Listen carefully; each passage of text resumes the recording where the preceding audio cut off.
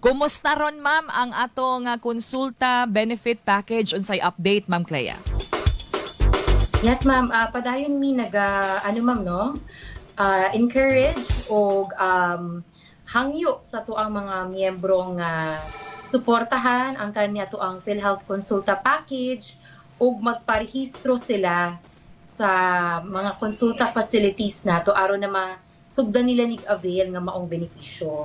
So, kaning ato ang konsulta package, Ma'am Michelle, this remains to be our flagship program under the Universal Healthcare.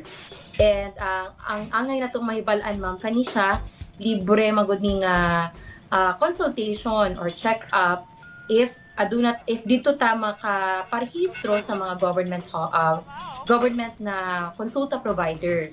Pero napo tay mga accredited private konsulta providers. So pwede gyapon ta dito magparehistro ug mag-avail sa mga benefit. Ayan, ma'am, mo review ta gamay ma'am alang ni adto mga first time or wala kay naklaro unsa ang PhilHealth Konsulta. Unsa gani ni ma'am ug unsa pod nga mga serbisyo ang covered aning PhilHealth Konsulta, Ma'am Clea? Okay, so ang konsulta package from the term itself, no, konsulta covered na diri pagpa-check up.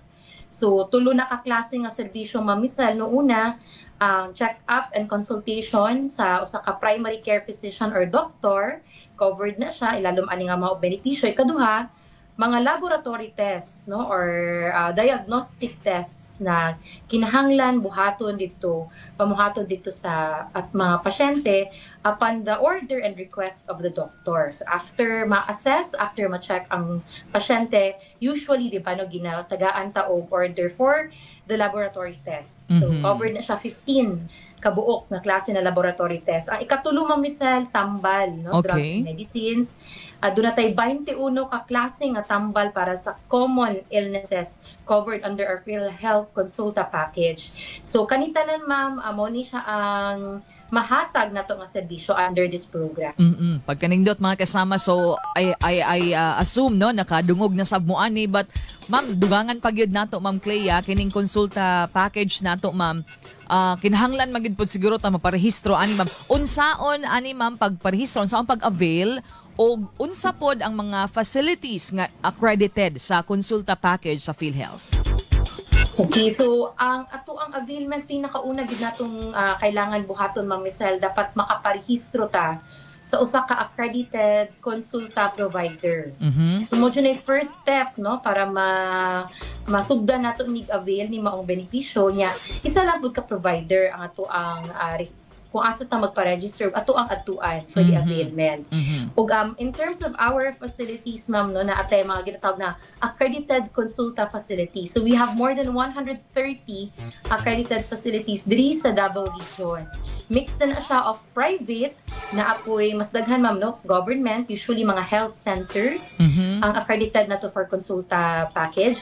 Mupili lang ta didto kung asa ta magparehistro no, na atay listahan. Pwede nilang i-check via PhilHealth and of course via the facilities mismo no, kung na may duol nga facilities sa ilahang area. So kanin Ma'am Michelle, pwede na to pamuhaton sa opisina sa PhilHealth, pwede siya online sa tuang website or pwede ta mo diretso mismo sa facility. Ayan, so for the registration, kinahanglan ba dayon ma'am o visit gyud dayon sa facility? Yes, so mo niya to ang kailangan i-emphasize Ma'am Michelle. After ta magpa-register sa konsulta facility, kinahanglan gyud ta magpa first patient encounter or mobisita sa facility kung asa ta nagparehistro para dito makuha nila no ang ato ang medical record. Kumbaga no makita na nila, ma-assess na nila ato ang history. Unya makuha na nila ato ang health information. Unya after the first patient encounter ma'am, anha bagud nimo ma-avail no ang mga services.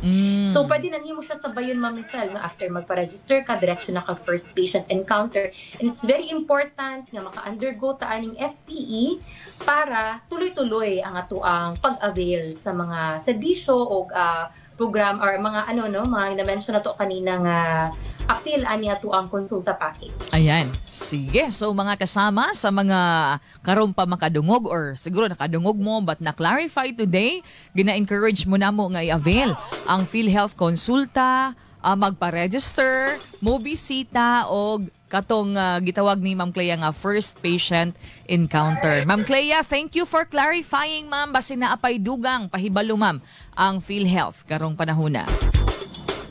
Yes, so katuno, again, I am calling all our members magpa-register ta. Kung wala pa ta nakaparehistro sa PhilHealth Konsulta, ug magpa-first patient encounter ta, no? Muadto ta or mo bisita gyud ta mismo kung asa ta nakaparehistro para or aron ma-avail nato ni nga maong benefit.